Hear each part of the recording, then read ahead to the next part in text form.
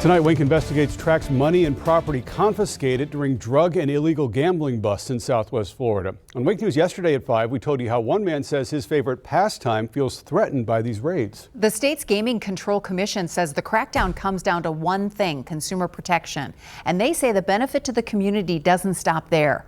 Wink Investigates reporter Olivia Jean shows us how the funds from these raids make crime pay in a good way. One after another last year. Arcades raided, the owners arrested, and the cash and property removed. Same with drug busts. When law enforcement leaves the scene, the drugs and cash come with them.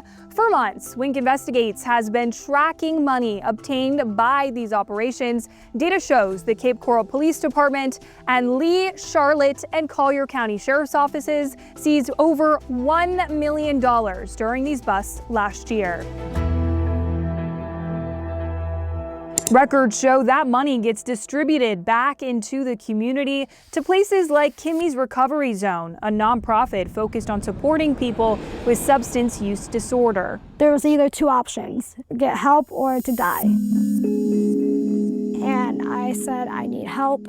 I don't want to be on the street anymore. Julia Norris says she turned to Kimmy's Recovery Zone when she hit rock bottom. She lost her kids and her home after years of suffering from substance use disorder. About a year ago, I was homeless. I was in active addiction, sick and tired of being on the street. With the help of Kimmy's Recovery Zone, Julia is now 11 months sober with a roof over her head. These people have saved my life.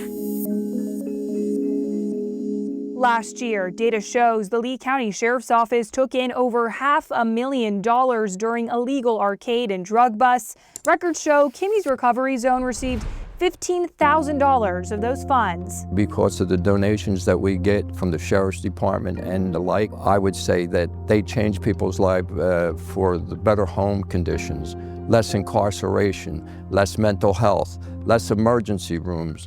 Al Kinkle started the organization in the honor of his daughter Kimmy, who suffered a fatal drug overdose in 2015. He says 7,000 people came through their doors last year, something he says wouldn't be possible without the funds donated by law enforcement. We have distributed 100,000 Narcan units so far and saved a tremendous amount of people's lives this year because of the Narcan and because of what we do here as a resource center. Executive Director of the Florida Gaming Control Commission, Alana Zimmer, says the amount of money seized during busts nearly doubled last year. Our seizure of illegal cash from 24 to 25, we went from 7 million in 2024 to 14 million in 25. So that was, obviously a large increase.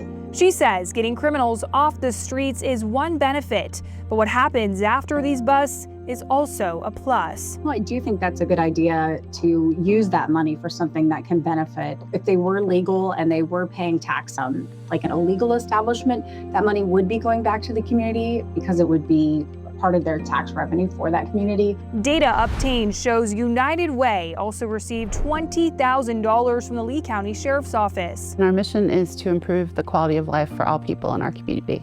President and CEO Janine Joy says that money helps support 260 local nonprofit programs. Every single dollar that's donated to us is making a positive impact on somebody's life. It's giving them hope when they have none. There's no judgment. It's more than just a resource place. It's a home. Florida law requires agencies to give back at least 25% of what they collect to the community. The rest of that money can be used for things like law enforcement training and technology. I have a full breakdown of that data on winknews.com. For Wink Investigates, I'm Olivia Jean.